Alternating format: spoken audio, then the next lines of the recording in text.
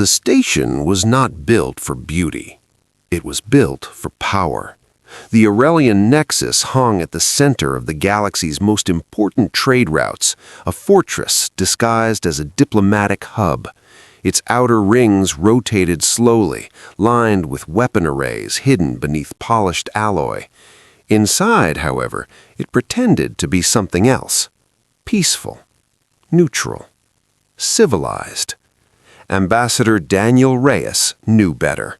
He stood alone at the observation deck, watching hundreds of ships glide through docking lanes like glowing insects. Traders, warships, emissaries, every major species in the galaxy passed through here eventually. And today, they had all come for one reason: war. Behind him, the doors slid open. "Ambassador," his aide said quietly, "they're ready." Daniel didn't turn immediately. "Are they ready?" he asked softly. "Or are they pretending to be?" His aide hesitated. "Pretending." Daniel gave a faint smile. "Good. That means there's still hope." The problem. Two empires stood on the edge of annihilation. The Drakari Dominion, a brutal, expansionist species that believed conquest was the natural law of the universe, and the Lyrian Collective, a peaceful alliance of worlds known for diplomacy, trade, and advanced technology. The Drakari wanted Lyrian territory. The Lyrians refused. Simple, deadly, inevitable. Unless someone stopped it.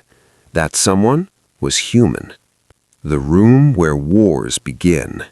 The council chamber was massive, circular, tiered, designed so every species could look down on every other species. Symbolism mattered.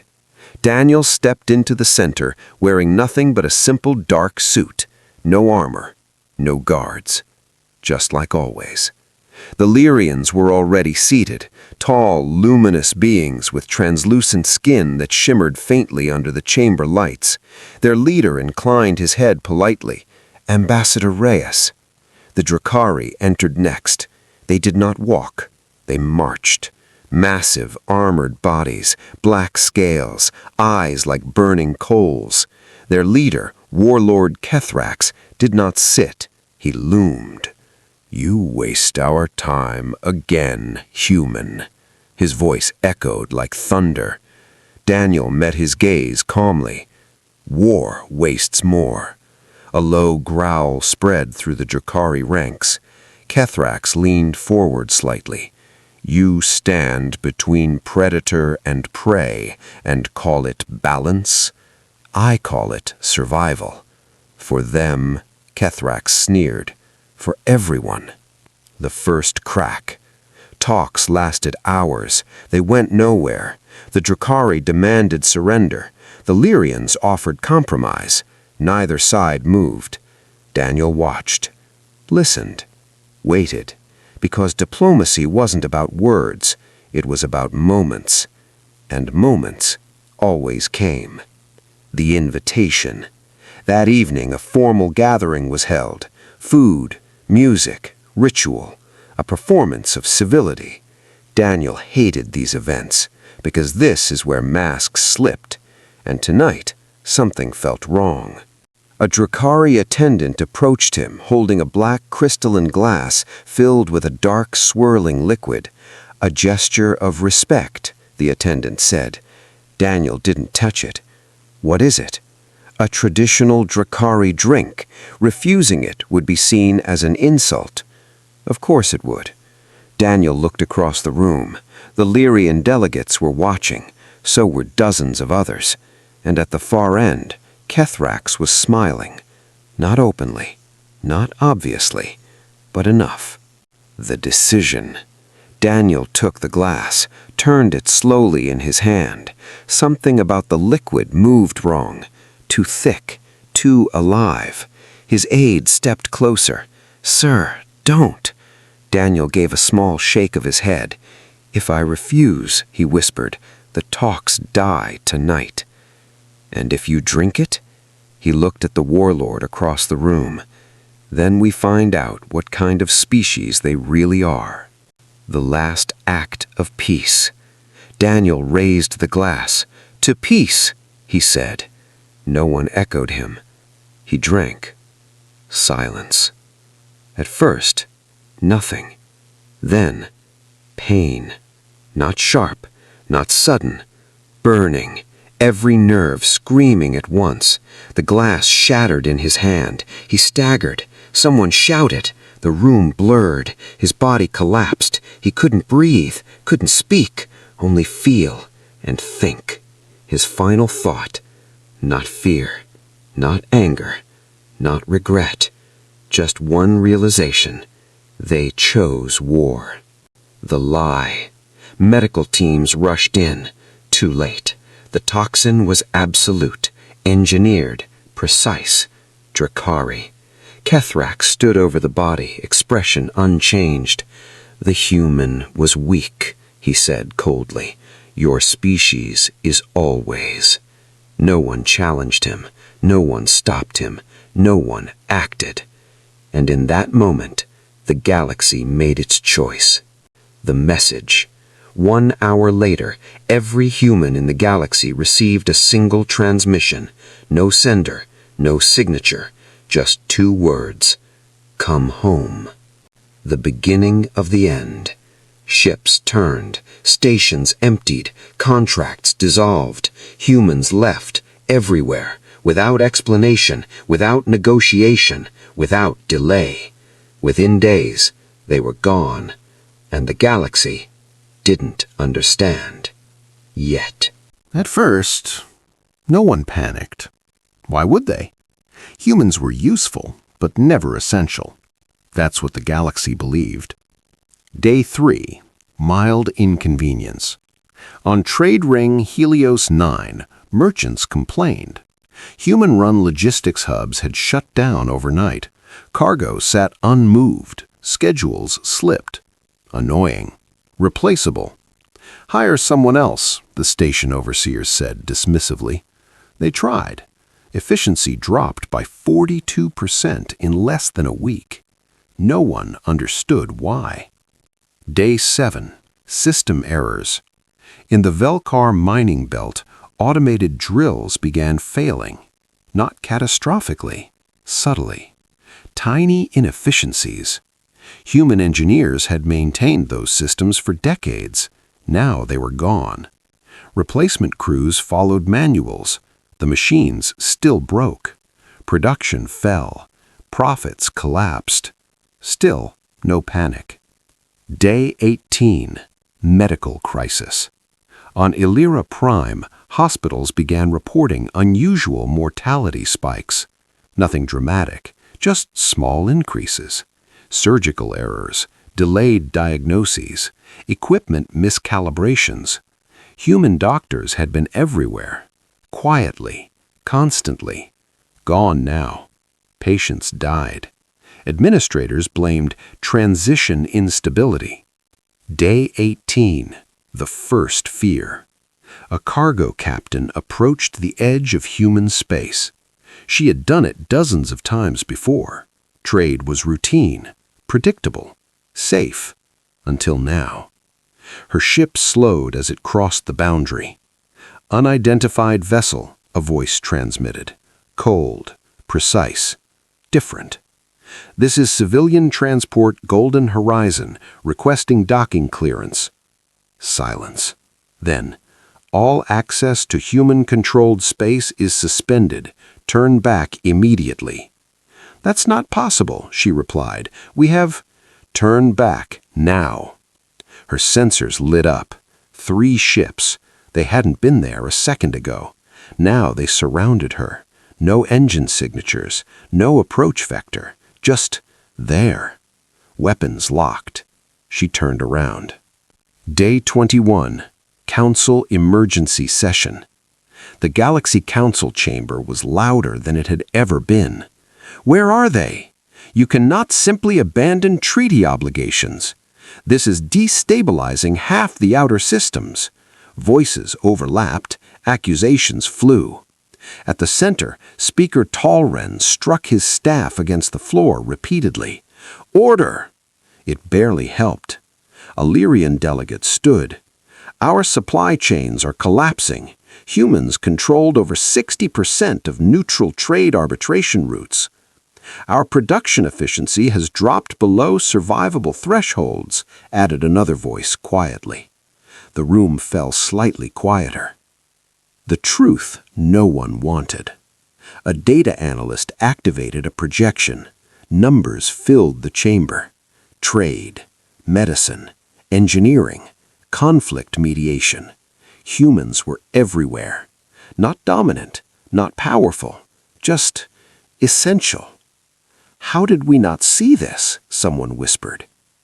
The legal wall. We demand their return, an ambassador declared. They are bound by council law. The council's chief legal advisor shook his head. They are not. Silence. Every eye turned.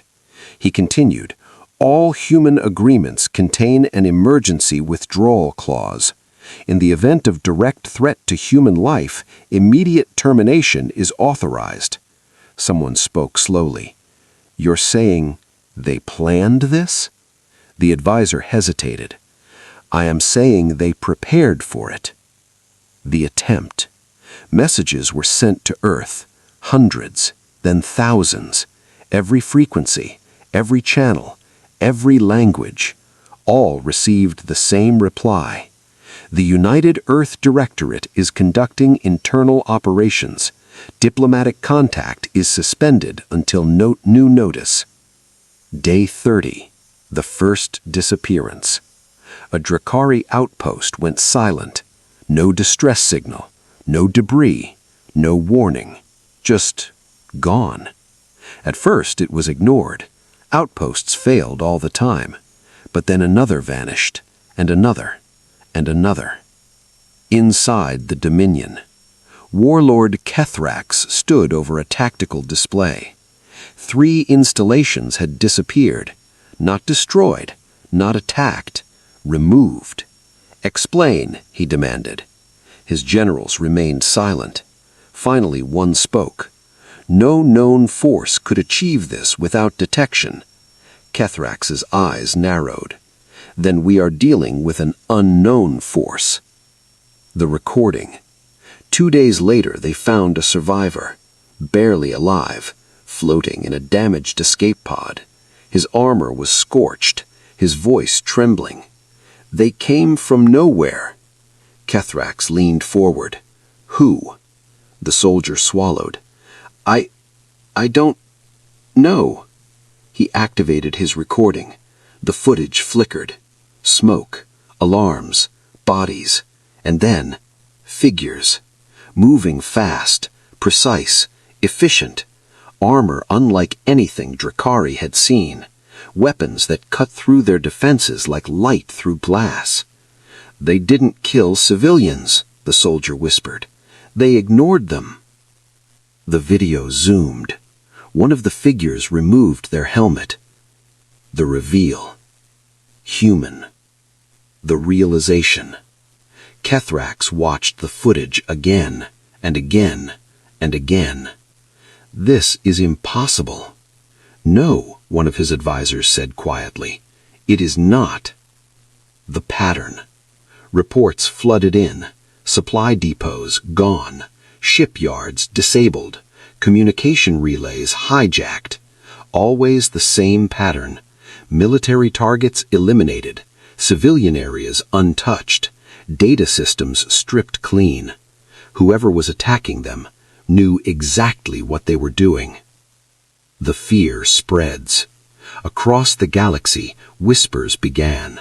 Humans are attacking. Humans have a military. Humans were hiding something. At first, no one believed it. Then the evidence became impossible to ignore.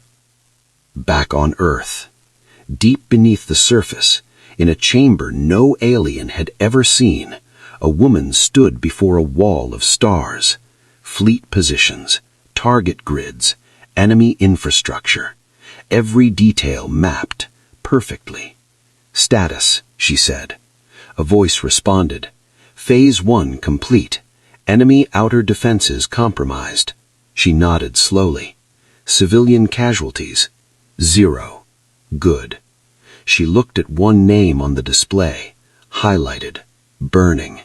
Kethrax. Her eyes hardened. Begin Phase 2. The truth. For 300 years, humanity had been watching, learning, mapping, waiting. Not because they were weak, but because they understood something no other species did. War is not about strength. It's about timing. The galaxy had a problem. It just didn't know how big it was yet. Day 41. The first system falls. The Drakari system Vornax 3 was heavily fortified. Orbital cannons, defense fleets, early warning arrays. It had never been breached, not once. At 0317 station time, every sensor went dark. Not jammed, not destroyed, disconnected, like someone had simply turned them off. Then the ships appeared. No warp signatures, no approach vectors, no warning. Just there. Dozens of them, silent, black, perfectly aligned. For 2.3 seconds, nothing happened. Then the sky lit up. Precision war. Human ships did not fire wildly. They did not overwhelm. They did not rage. They selected, target by target. Orbital cannons, gone. Command centers, neutralized. Defense fleets, disabled mid-maneuver. Not destroyed, disabled. Every Drakari warship in orbit froze as its systems died simultaneously. Power, weapons, navigation, all gone. On the surface, panic spread. But something strange followed. No bombardment, no invasion, no mass casualties. Instead, transmissions, broadcast on every frequency, every screen, every device. The message. A human voice. Calm, unemotional, unstoppable. This system is no longer under Drakari military control. All civilian populations are safe.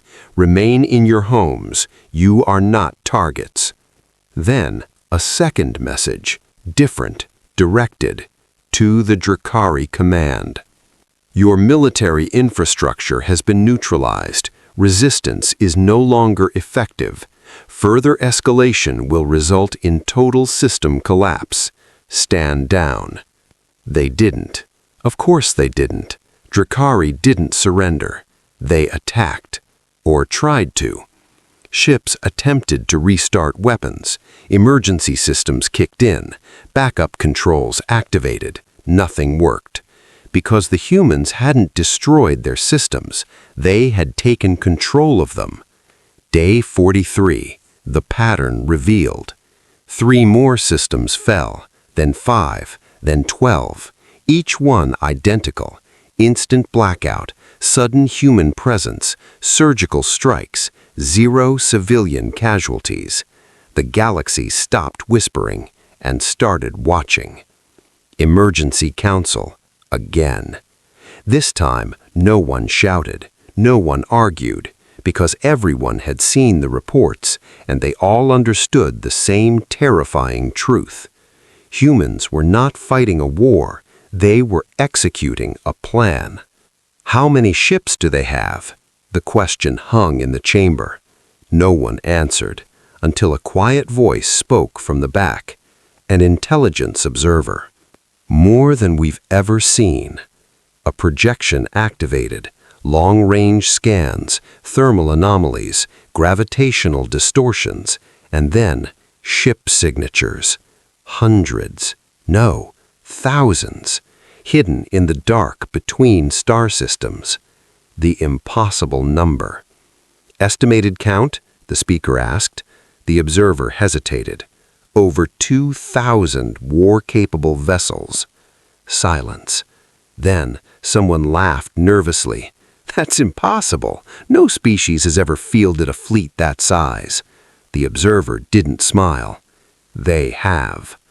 Back in the Dominion, Warlord Kethrax was no longer smiling.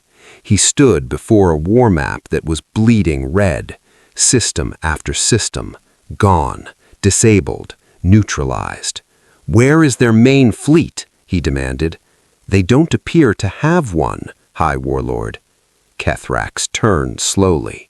"What?" "They are operating in distributed strike groups, independent, coordinated." "That makes no sense. No central fleet meant no central weakness, no command structure to destroy, no way to fight them directly." The realization. "They are everywhere," one general whispered, "and nowhere." The first counterattack. Kethrax ordered a full fleet mobilization. Over 300 Drakari warships gathered, their largest yet. They would crush the humans, end this illusion of strength. They never reached their target. Halfway through transit, their navigation systems failed, then communications, then weapons, one by one, across the entire fleet. Ships drifted helplessly in space, dead, silent. And then the humans arrived, not to destroy them, to demonstrate. A single human ship moved through the immobilized fleet, broadcasting, recording, showing the galaxy exactly what was happening. A message followed. The warning. This engagement demonstrates operational superiority. Continued resistance will result in irreversible consequences. This is your final opportunity to de-escalate. Kethrax's rage. He slammed his fist into the command console.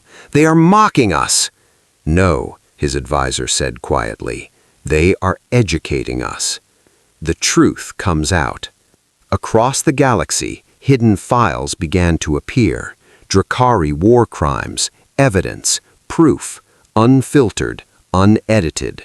Planets burned for sport, civilizations enslaved, prisoners tortured. For centuries, these acts had been hidden. Now, they were everywhere. The shift. Allies withdrew. Neutral systems closed borders. Trade routes collapsed. The Drakari Empire was no longer feared. It was exposed. Back on Earth, the woman stood at the center of the command chamber, watching everything unfold, perfectly. "Phase 2 status?" asked she. "Enemy infrastructure collapse at 63%. Civilian harm? 0 confirmed." She nodded. "Begin Phase 3. An officer hesitated. "Ma'am, the council is asking for contact. They want to negotiate." She looked at him for a long moment, then said, "They had their chance." Her name, Admiral Elena Vasquez. And this was no longer about diplomacy. Final scene, the reveal. At the edge of Drakari space, something appeared. Not dozens of ships, not hundreds. Something bigger, much bigger. A formation so vast it bent sensor readings. A fleet that blocked out the stars. The main force, the one humanity had hidden for 300 years, now revealed. And at its center, a flagship unlike anything the galaxy had ever seen. The stars disappeared.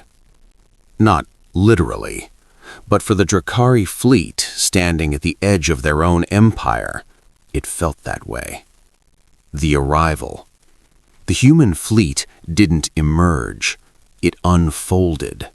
Space itself seemed to bend as thousands of vessels phased into reality. Not chaotic, not scattered. Perfect. Ordered. Like a machine that had been waiting centuries for this exact moment.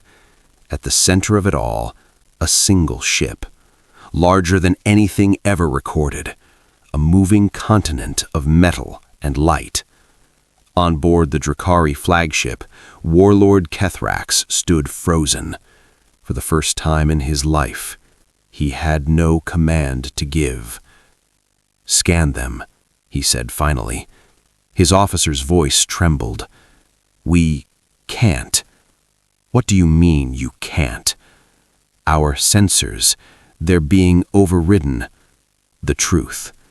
Every screen on every Drakari ship flickered, then changed, replaced by a single image. A human, standing in a dimly lit command chamber, calm, still, unshaken. Admiral Elena Vasquez. Her voice reached every corner of the system, every ship, every station, every world. The ultimatum. Warlord Kethrax, your forces are surrounded. Your systems are compromised.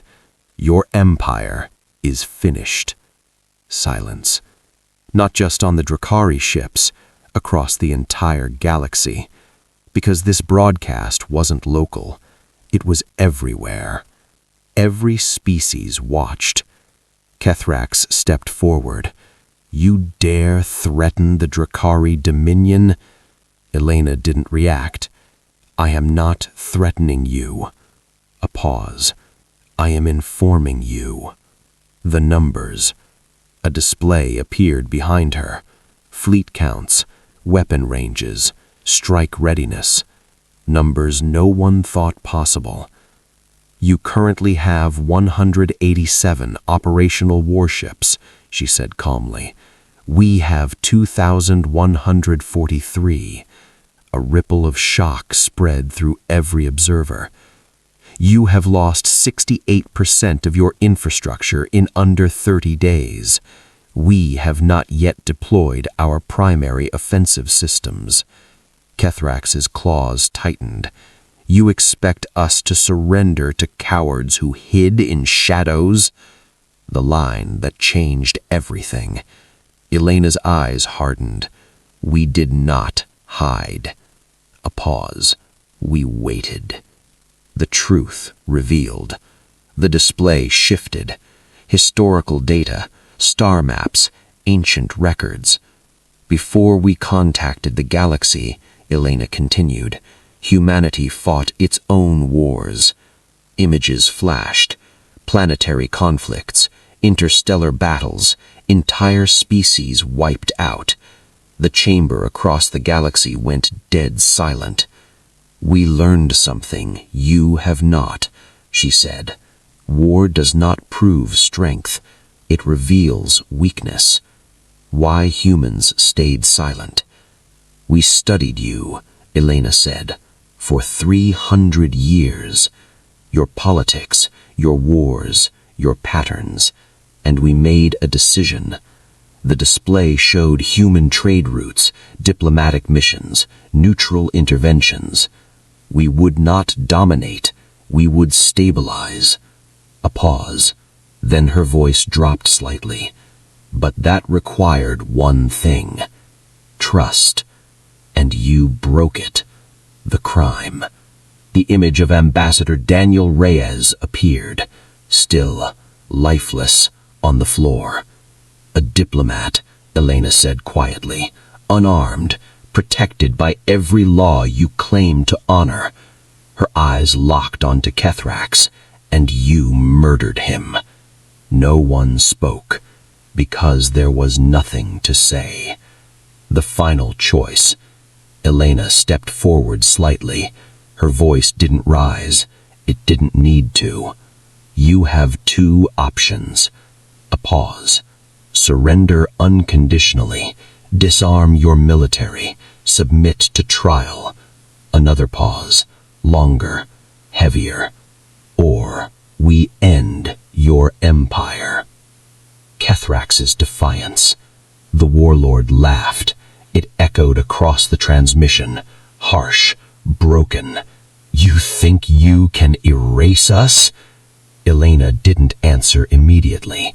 Instead, she gave a command. The demonstration. One human ship moved. Just one, from the edge of the fleet. It aligned with a distant Drakari military base orbiting a barren moon. A flash. No explosion. No fire. The base simply disappeared. Not destroyed.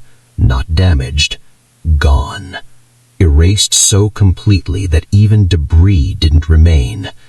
Gasps filled council chambers across the galaxy. The message behind the message. Elena looked back at Kethrax. That was 0.02% of our capability. The moment of truth. Kethrax didn't speak. For the first time, he hesitated. Behind him, his officers watched, not with loyalty, with fear. General Virax stepped forward slowly. High Warlord. Kethrax didn't turn. We cannot win this. Silence. Then another voice, and another, until the truth became unavoidable. The fall of pride. Kethrax closed his eyes. Every belief, every certainty, every truth he had built his life on, collapsed. They were weak, he whispered. No, General Virax said quietly. We were blind. The decision. Kethrax stepped toward the console. His voice, when it came, was no longer thunder. Just wait. This is Warlord Kethrax of the Drakari Dominion. A pause.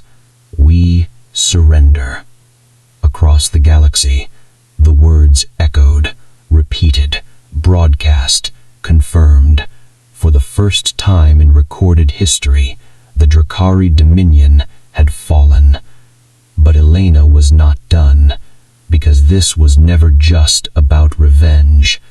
The second broadcast.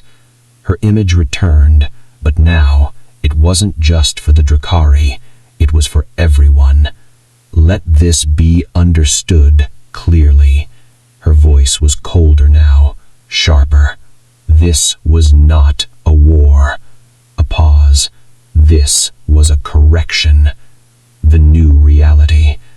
The galaxy operates on a flawed principle, she continued, that power justifies action, that strength defines right. She shook her head slightly. That era is over. New laws, new enforcement, new balance of power. From this point forward, Elena said, peace will not be requested. A final pause. It will be enforced. End scene. The human fleet remained, silent, unmoving, unchallenged, and for the first time in centuries, the galaxy understood fear. The war ended in silence. No celebrations, no victory parades, no songs. Just quiet. The aftermath. The Drakari fleet powered down, weapons offline, engines cold. Ships that had once conquered worlds now drifted like empty shells in the void. Human forces did not fire another shot. They didn't need to. The arrest. Warlord Kethrax stood in the center of his command deck, unarmed, unarmored, waiting. A human boarding team entered. No shouting, no threats, no violence, just precision. At their head stood a single officer. She looked at Kethrax for a long moment, not with hatred, not with rage, but with something heavier, judgment. Warlord Kethrax, she said calmly, you are under arrest for crimes against sentient life and the murder of Ambassador Daniel Reyes. Kethrax didn't resist. For the first time in his life, he bowed his head. The trial. The Galactic Council chamber had never looked like this before. Human guards stood along every wall, armed, silent, unmoving. At the center, Kethrax stood alone. No armor, no title, no power. The charges were read aloud, worlds destroyed, species enslaved, millions dead, and one maim, Daniel Reyes. Evidence followed, not claims, not accusations, proof, undeniable, unavoidable, broadcast across the entire galaxy. Every species watched, every leader listened, every lie died. Kethrak speaks. When asked to respond, he didn't defend himself. He didn't deny anything. He simply said, "We believed strength gave us the right." A pause. Then, quieter. "We were wrong." The sentence. There was no debate, no division, no politics. "Warlord Kethrax," the council declared, "you are sentenced to permanent containment. No execution, no spectacle, just removal from power, from influence, from history." And with that, the Drakari Dominion officially ceased to exist. The Chen Protocol. No one called it that at first, but the name spread, quietly, naturally, inevitably. A new set of laws, simple, absolute. 1. The murder of any diplomat is an act of war against all species. 2. No law protects crimes against sentient life. 3. Military power does not grant political authority. 4. Enforcement will be carried out by human-led peacekeeping forces. Some protested, at first, quietly, carefully. Then they looked out their windows, at the fleets, at the ships that had erased an empire in weeks, and they signed. The shift. The galaxy changed, not slowly, not gradually, instantly. Slavery worlds were dismantled, prison camps were liberated, war fleets were reduced, borders stabilized, and everywhere human ships appeared, not as conquerors, not as rulers, as watchers. Back on Earth. In a quiet garden overlooking the ocean, a small ceremony took place. No cameras, no broadcasts, no audience, just a handful of people and a single stone. Daniel Reyes. He believed in peace. We made it real. Admiral Elena Vasquez stood in front of it, still, silent. He would have hated this, someone said softly behind her. Elena didn't turn. I know. He wanted cooperation, understanding, unity. Elena finally spoke, and he got it. A pause, then quieter, just not the way he imagined. 6 months later, the Galactic Council chamber was full again, but different. No raised voices, no hidden threats, no silent power plays, because now everyone understood the cost. Elena stood in the center, not in uniform, not as a soldier, but as a representative. The purpose of power, she said, is not domination. She looked around the chamber at species that had once ignored, dismissed, or underestimated humanity. It is responsibility. The final truth. For 300 years, she continued, we believed peace could be achieved through trust. A pause. We were wrong. Another pause, longer, heavier. Peace requires accountability, and humanity had become that accountability. Final scene. A human patrol ship drifted quietly above a distant world. Below, alien cities glowed peacefully in the night. No war, no fear, no chaos, just life. Inside the ship, a young officer looked out at the planet. "Do you think it will last?" he asked. The captain stood beside her, watching the same view. "Yes," she said, "because this time," a faint smile, "they know we're watching."